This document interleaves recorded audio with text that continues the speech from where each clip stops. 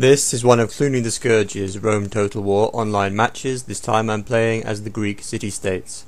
I've taken 6 units of heavy peltasts, deployed in front of my main phalanx line.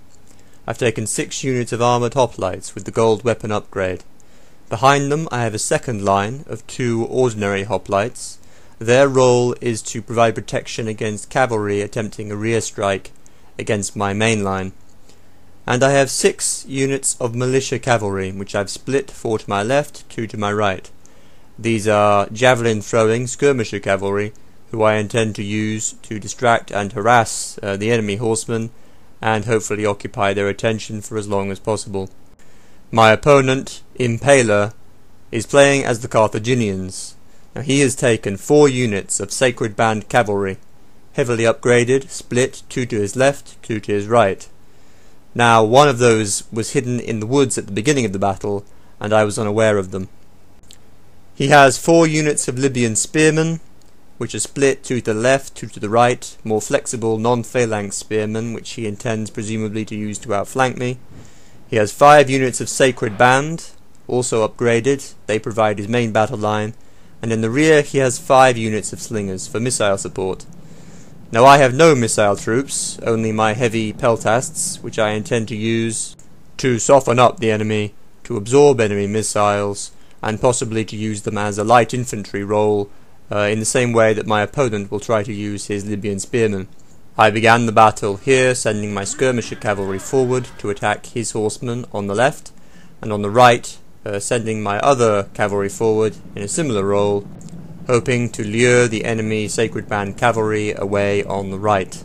That way I can use my spearmen to break up the central sacred band infantry line.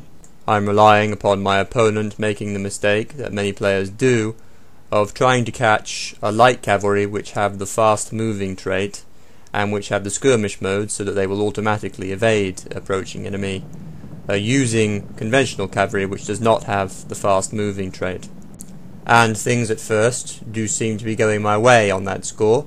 He does send his left-hand cavalry after my skirmishers in what I hope will be a useless pursuit.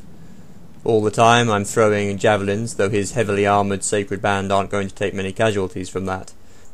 Now, in the centre, I seize the opportunity created by the absence of his cavalry to move my infantry forward and begin the battle proper.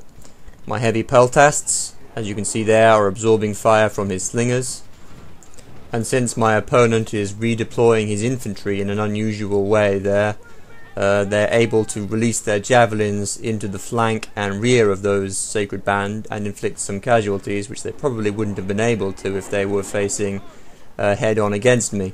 I would probably have done better, in fact, to have rushed my phalanxes forward in between those gaps that he had created during his redeployment. However, through my psychological commitment to following my original opening plan, I throw away that opportunity. He turns to attack, and the main battle line begins the process of resolving itself. Over on the left, my opponent has blundered by apparently forgetting that he even has a unit of cavalry on the right there, and my 4 units of militia are releasing their javelins en masse from every direction, encircling it, and they completely destroy it. It doesn't even move in this battle. Furthermore, my opponent detaches his light infantry on the right, the Libyan spearmen, to chase after those cavalry, which is completely useless. In my reaction to that, however, I send my units running away from them and blunder 1 unit of militia cavalry directly into this hidden sacred band that came out of the tree line. They're going to come back to haunt me later on in the game as they make a sweeping maneuver around my left and strike into my rear at a key point, which you will notice. For now, however, you can see that my militia cavalry neatly evade those Libyan spearmen. They're just infantry, they have no chance of catching them. And I plunge them into the flank and rear of this unit of sacred band, which was fixed in place by one of my armoured hoplites. At the same time, I send another unit to strike at his slingers, which are completely exposed, from the rear. Back over to that unit that I just struck in the rear and flank with my militia cavalry, you'll see that the Libyan spearmen, who he detached away, come rushing back to save their sacred band before they are routed, I'm encircled quite neatly, and spearmen fighting against light cavalry. It's quite obvious what's going to happen. Those militia cavalry are now doomed. My first serious blunder in this battle. Militia cavalry couldn't be less suited for the hammer and anvil role.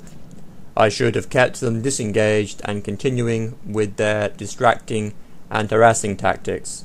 Now far over on the right, I get more than I bargained for with those militia cavalry, who, though they have managed to lure the sacred band all the way to the other side of the battlefield, they were caught up by the red borderline of the play area and unexpectedly destroyed.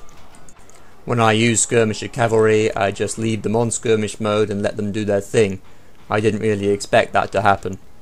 Another mistake. Now, back in the centre, as you can see, my opponent has more units than I do. His engaged sacred band are deployed in long thin lines, which makes them far more vulnerable to my thicker, more densely ranked fighting blocks. So my troops in the centre are holding their own for the time being, but I can expect them to be outflanked and outmanoeuvred pretty soon. All that I have available to counteract such manoeuvres, as you see here, he's sending troops around the other side of this phalanx, are the remnants of my heavy peltasts, who've taken heavy casualties from his slingers.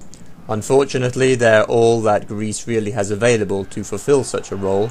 If I can achieve an encirclement, as I have here, back over on the leftmost position, from which my militia cavalry have been routed, then those heavy peltasts will acquit themselves, as you see here. However, I no longer have any means to protect those peltasts from rear strikes, and my opponent is using his superior numbers to gradually encircle and break up my front line into isolated pockets. And this pocket, over on the left, is now struck by that unit of Sacred Band cavalry that began the battle hidden in the woods, and my opponent begins the process of crushing me one piece at a time. And that lone rider there is the enemy general, bravely charging at the back of all his men, and dramatically making his horse rear up in a prancing motion. I'm so scared. At any rate, he urges on his Sacred Band cavalry, who have returned to the centre of the battlefield from their detour far out to the right, chasing my militia horsemen, and they discover that I have not been able to smash the enemy in the centre quickly enough, as I had hoped. So, those horsemen now have complete free rein over the rear of my army. They can transfer from pocket to pocket, routing the fixed and wavering troops one by one, with mass charges. First on the left there, as you can see. Now here in the centre, my troops are doing really well. I'm about to break that unit, I think. But with his cavalry now arriving, they smash me on the right, and finally they transfer to the centre. And there's nothing I can do about this at all. All that remains is for the Carthaginian player, Impaler, to roll up my position, one area at a time, concentrating against the doomed troops in encircling movements and destroying them. At this point, my general, who has actually been fighting for a living, turns to flee, presumably in the hope of fighting another day to gain revenge, while the Carthaginian general is still nowhere to be seen. Possibly he's still at the very back of all those fighting men. Just to rub it in, these fleeing Greeks are stoned to death by slingers, and over on the far left, finally, the last troops are encircled and broken. So, what were my opponent's mistakes and what were mine? The Carthaginian commander forgot about some of his cavalry over on his right, my left, and allowed me to destroy them for free. His phalanxes would have performed better in more densely ranked fighting blocks rather than in long thin lines.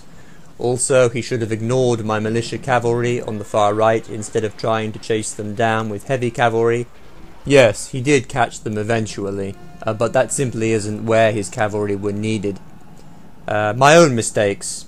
I shouldn't have taken the heavy peltasts. More appropriately, I should have taken archers, and then deployed my troops in the trees. The Greek city-state's greatest weakness is their lack of effective cavalry. The Carthaginians, on the other hand, had excellent horsemen, which would have been at a combat penalty fighting in the woods. They were available, but I didn't make use of them.